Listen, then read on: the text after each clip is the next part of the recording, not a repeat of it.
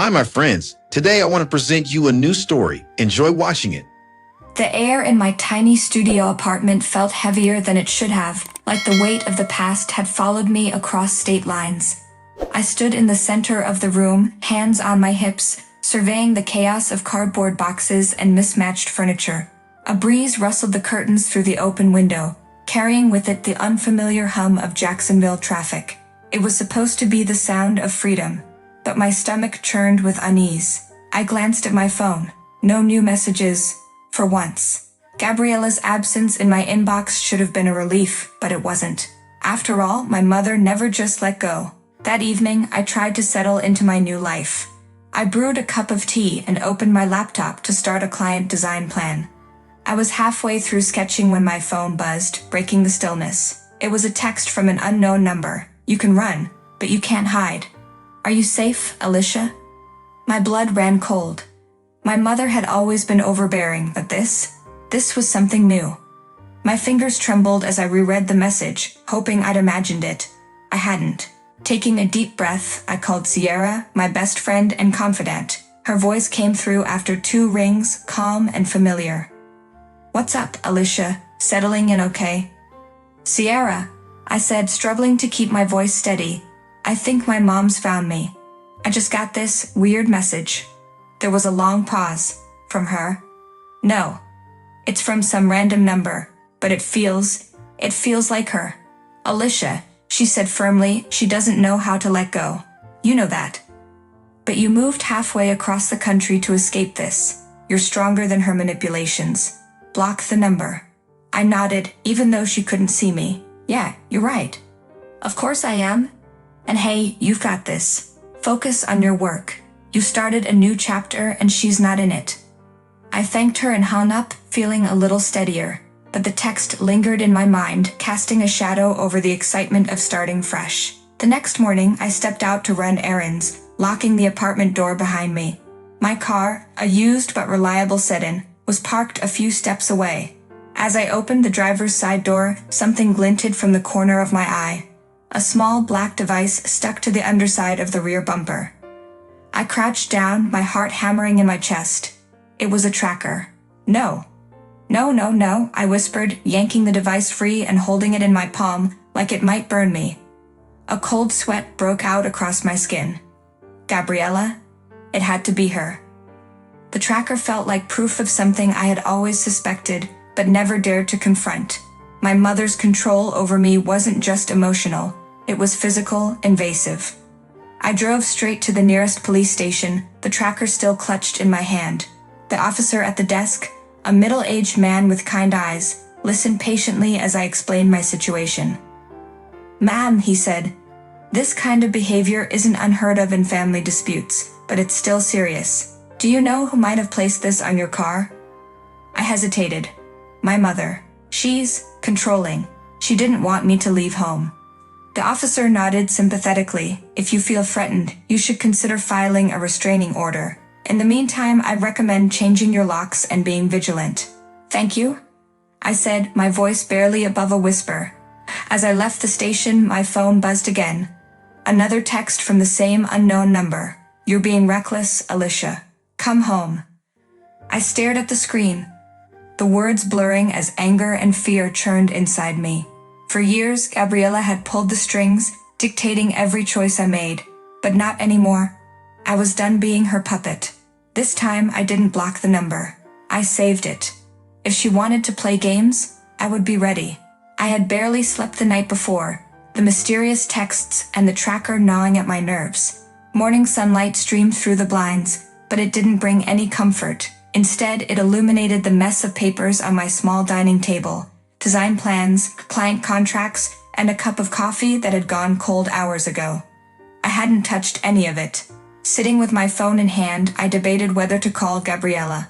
Confronting her felt like poking a sleeping bear, but ignoring the situation wasn't an option anymore. If I didn't stop her now, her control would seep back into my life, no matter how far I'd run. The phone buzzed, making me jump. Another message from the unknown number. "You can't ignore me forever. I just want to talk." It was her. It had to be. I clenched my jaw and dialed the number before I could change my mind. The line rang twice before her familiar voice, cool and composed, answered. Alicia, Gabriella said, her tone laced with feigned concern. I was wondering when you'd call. What is this, Mom? I snapped, my voice sharper than I'd intended. The messages, the tracker on my car, what are you doing? There was a pause just long enough to make me uneasy. I was protecting you, she said finally. Protecting me? I laughed bitterly. By stalking me? Do you hear how insane that sounds? Alicia, you don't understand. Her voice wavered just enough to plant a seed of doubt. You're out there alone in a new city without any support. I needed to make sure you were safe. And there's something else. What else? I demanded, pacing the room. She sighed heavily, like she was bracing herself. I've been having financial troubles. Serious ones. I needed to know you were okay because I might need your help soon. I stopped pacing, her words hitting me like a slap. Help? You mean money? It's not just about that, she protested. I was worried about you, Alicia. You've always been impulsive, running off like this without a plan. You thought you could manipulate me again? I interrupted, my voice cold. That's what this is about. You couldn't stand losing control over me. Her silence confirmed what I already knew. I'm done, Mom, I said, my resolve hardening. You don't get to track me or text me or show up in my life uninvited. This ends now. Alicia, wait, she pleaded. You don't understand how much I've sacrificed for you. Everything I've done, everything was for your own good. No, I said, my voice steady. It was for your own control. Goodbye, Mom. I hung up before she could say another word. My hands trembled, but for the first time in years, I felt like I'd taken back some of the power she'd stolen from me. That afternoon, I met with Ryan, my neighbor. We had only exchanged casual greetings before, but after the events of the last 2 days, I needed someone to talk to who wasn't Sierra or a police officer. Thanks for meeting me, I said as we sat at a small cafe near our apartment complex. No problem, he said, his dark eyes scanning my face. You looked tense the last time I saw you. What's going on? I hesitated, then decided to tell him everything. The tracker, the texts, the call with my mother. Ryan listened without interrupting, his expression shifting from concern to anger. That's messed up, he said when I finished. You can't let her get away with this. She's crossing every boundary. I know, I said, stirring my coffee absent-mindedly. But it's hard. She's my mother, and she's always been like this. Part of me wonders if I'm being too harsh. Ryan leaned forward, his voice firm. No, Alicia. Setting boundaries isn't harsh. It's survival. You deserve to live your life without someone breathing down your neck. His words settled over me like a warm blanket. For the first time in days, I felt a glimmer of hope. You're right, I said, meeting his gaze. It's time I take control. For real this time. His words strengthened my resolve. Gabriella's grip on my life was slipping, and I would do whatever it took to break free entirely. I stood in the middle of my tiny living room, heart pounding, my phone buzzed, pulling me from my thoughts. It was her. Alicia, why haven't you called me today? Her voice was laced with feigned innocence. The tracker. The phone calls. The messages. What do you want from me? Her silence was chilling before she finally spoke, her tone shifting to one of wounded justification. I was only trying to protect you. You're so far away. How else am I supposed to know you're safe? I swallowed the lump in my throat, anger bubbling beneath the surface. That's not protection, Mom. It's control, and it's gone too far. I'm not a child. You have no right. Her voice softened, a calculated move. You'll understand someday, Alicia. Everything I do is for your own good. I ended the call, my hands trembling. I felt trapped like a bird with clipped wings. I couldn't live like this any longer. Something had to change. The next day, I visited a local legal aid office. As I explained my situation to the attorney, his brow furrowed. Alicia, this is more than overbearing behavior. It's a violation of your privacy. We can file a restraining order. Hearing the word made it feel real, tangible. Will it stop her? I asked, my voice uncertain. It will create boundaries. The rest depends on enforcement and your resolve. By the time I left, the weight on my shoulders felt marginally lighter. That evening, as I packed up my belongings, Ryan knocked on the door. You've been quiet lately. Everything okay?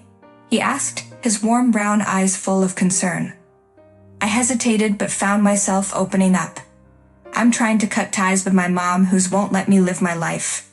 Ryan nodded, leaning against the doorframe. Sometimes breaking free is the hardest thing, but you're stronger than you think. His words stayed with me. For the first time, I felt a glimmer of hope. I wasn't alone. Next morning in my new apartment felt eerily quiet. The pale sunlight streamed through the curtains, illuminating unopened boxes stacked against the walls. For the first time in weeks, I didn't feel like I was being watched, yet the silence wasn't comforting, it was unsettling. As I made my coffee, my phone buzzed. An unknown number. I hesitated but answered, bracing for Gabriella's voice. Instead, a woman's voice crackled through the line. Ms. Alvarez, this is Detective Harper. We've received a complaint about harassment involving your mother. Do you have a moment to discuss your safety measures? My chest tightened. I've moved. I filed the restraining order, I said, trying to steady my voice. That's good, but these situations can escalate. I need you to be cautious. Have you noticed anything unusual since you relocated? I glanced around the room. It felt secure, but the detective's tone left a seed of doubt. No, nothing yet. After the call ended, I decided to push aside the unease. I had errands to run. While leaving the building, I bumped into Ryan, who was holding a small potted plant. For you, he said with a smile.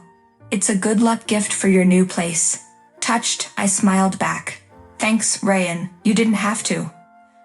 I wanted to, he replied, and hey, if you need anything at all, I'm just next door.